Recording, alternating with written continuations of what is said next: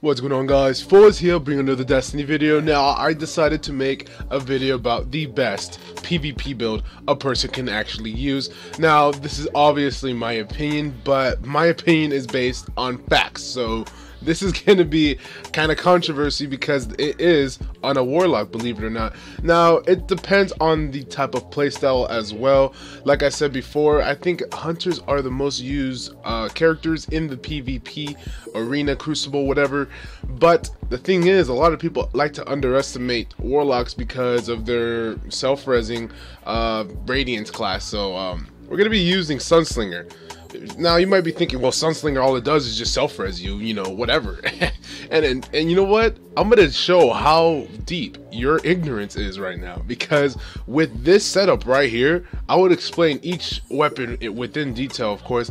Now, with armor, it's a different story. Whatever you want to really level up, I would highly recommend you you would level up strength for a Warlock, because it goes heavily with this build that I've used. So yeah. Let's get right into it in detail. So, the first thing, you want to max out the Sunslinger class all the way. Then you want to put that fusion grenade. That fusion grenade is very overpowered. Like I said before, depending on what your armor is set up to, you can have either discipline or strength. Strength being, I'm pretty sure strength is, yeah, melee, and discipline is grenades.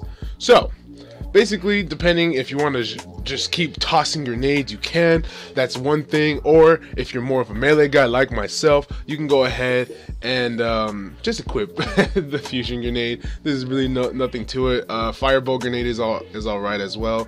But yeah, let's go right here. Glide, obviously the last one. And for the Radiance, you're gonna definitely want to do Radiant Skin. This right here is very useful for when you self-res. It will give you basically a coating where you'll be able to reduce the amount of incoming damage, obviously. And right here, make sure when you equip Scorch, you have Flame Shield.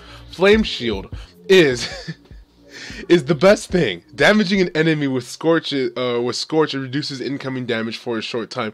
Legitimately, it will give you an overshield. It's the best thing you can possibly get when using a Warlock. Now, I will go into more detail about why is this such a great thing. You know, okay, you can have an overshield, whatever. I'm gonna show you guys right now. You might be wondering, well, your armor is all the way down. You know, you can take in more damage. Listen. This right here, recovery and agility, are the main things you want to go with a Warlock. The Warlock is not really that good in taking damage. It's you know, the armor is really low, but you do not want to go against the already pre-built-in thing for the Warlock. You know what I mean? Warlocks are basically meant to have speed and recovery, or especially Sunslinger class. So why might a person not want armor and just want recovery and agility at the max? Well, because you're going to want to go with the combination of a shotgun, and I'm going to go into that right now. So as you can see here, I have Viking Funeral. Enemies you ignite burn longer and take more damage. That's awesome right here. Killing an enemy with Scorch has a chance to generate orbs of light. This right here and this are pretty useless. Increases the duration of radiance. I mean, you could put that, but literally Viking Funeral is the best thing. Chaos Order, training focused on raw speed, absolutely. And then you have here Angel of Light, aiming your weapon in midair. That's pointless. And Gift of the Sun, gain an additional grenade. Now you can go with Gift of the Sun, or you can go with Touch of Flame. I love Touch of Flame because it does all grenades ignite enemies, causing damage over time. Now, as you can see here, the when I ignite enemies, it takes, you know, it burns longer, and then, you know, they have more damage, they take more damage. Then this even puts that higher. So I have like a couple abilities stacked already, and you could have Gift of the Sun, and then you can even put the Starfire protocol on there as well if you're a grenade guy. But I am not. This is all gonna be me, my Thorn, my Found Verdict, and my Corrective Measures. Now, why have I picked these three weapons? First of all, Thorn is lingering damage. 3 shots to the body, 2 headshots, or 2 to the head can instantly kill a person. It's very overpowered. You need to know how to use the Thorn properly for you to be effective with it, but the Thorn is basically a PvP monster, especially in the Iron Banner. If you have a 331 Thorn and you're level 32, you're going to be pretty much unbeatable for the most part. You just got to be your your shot has to be on. Found verdict, there's nothing else that needs to be said. Best shotgun in the game. The range is impeccable. Literally can only be compared to something like a universal remote or an invective, and it's legendary. I haven't upgraded the damage all the way because this is my other invective, or my other found verdict, but you guys get the idea. It doesn't even need to be fully upgraded. Take this to whatever, even Iron Banner, you'll smack instantly. Another thing, alternative, if you're more like a fusion rifle guy, the alternative will be Praetorian foil, but this is just how I like to play. I usually just, if I need to try hard, what I'll do is just slide and shotgun all the time, and this is the best tactic. I know it's really noobish and it's kind of, you know, irritating to play against people like that, but this is the most effective way. This is the best build. You just use the slide and shotgun melee tactic, all you have to do. And especially for the Warlock, all you would really have to do is once you shotgun someone and you melee them, you're gonna kill them. It's always gonna be a guaranteed kill. Shotgun melee, that's all you have to do. Especially with the found verdict, that range is insane. So, you know, it just goes to show how OP this build really is. You're basically gonna be a shotgun bunny rabbit, Sonic looking hedgehog faggot. You know, it's gonna be unexplainable what you can do with this class build. And of course, corrective measures. This is the weaker version. Actually, I have two maxed out. There are my other characters. Corrective measures, there's nothing else that needs to be said. This thing grows more accurate the longer it's fired. It can hold up to 100 rounds in the magazine, or 200 in the backpack or whatever. And so I know the magazine's only 58 right now, but usually if you max this out or upgrade it a little bit, you'll get the 100 magazine size. And so that right there by itself, ladies and gentlemen, is gonna make your Warlock an overpowered person. Now if you head over here to your armor, now this is all new armor I had. I actually prefer this setup more than my other one, but basically here my intellect is at 59% and my strength is at 100%.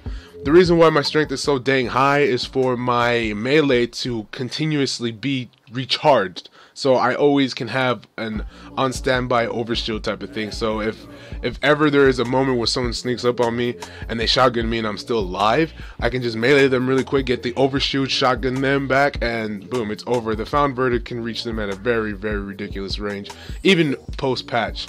So yeah, basically guys, this is my opinion, of course, but as you have seen, I've guided you and I put you through each and every weapon, why I'm using it and why it goes well with the Sunslingers, because honestly this is probably the most try-hard combination a person can have. So this is overall, my opinion, the best PvP build a person can really have. For one thing though, when you have the thorn, make sure you have the lingering damage, mark of the devourer, because if you don't, it's gonna really linger or kind of slow you down with the lingering effect, because this is really like a poison type of PvP character. And you know, Destiny isn't really that in-depth in character builds, but there is ways around to have a specific build, and I had my character kind of designed to where he's an overpowered melee shotgun type of person. And of course the thorn is going to be good at medium range. You know, sometimes you can even get that long range, but you know, if you don't have thorn, or if you have probably Hawkmoon is an awesome alternative. If you don't have the found verdict, which I highly doubt, you can always use the secret handshake, or you can use the invective. Those are a really nice alternative, but of course you're gonna have to get rid of your thorn, so I would say use the Fatebringer. There are nice alternatives that you can use and switch up different stuff. Of course, for if you're using the Praetorian foil, or if you need a good fusion rifle and you don't have any of the exotics I named, and if you have Pocket Infinity, that's a good alternative as well. There's just many ways. Just use those weapons that are just critically acclaimed to be overpowered or overused, or just, you know, overrated. And you know what? I think Thorn was underrated until it got its buff. Now it's, you know, pretty mainstream, I would say. But I'll definitely recommend using this PvP setup all the time. If you're a PvP guy, this is the best way to go. This is overall, in general, my opinion on all three classes. Definitely the Warlock is the easiest to do well in PvP. But I will be doing videos on the Hunter and the Titan, their PvP builds, and how they can, you know, prosper and compromise on their skills and tactics. But yeah, this is a very cheap way, I understand, guys, and the way I'm gonna be playing with this hunt or this warlock is gonna be very aggravating to most players. So hope you guys enjoy the video. If you have any questions, go ahead and leave your comments in the comment section below. I'll try to answer them. And I understand this might get hate, but I don't care. This is the best PvP build, and if you want to test it, just go ahead, use it to your own advantage, and you're gonna see.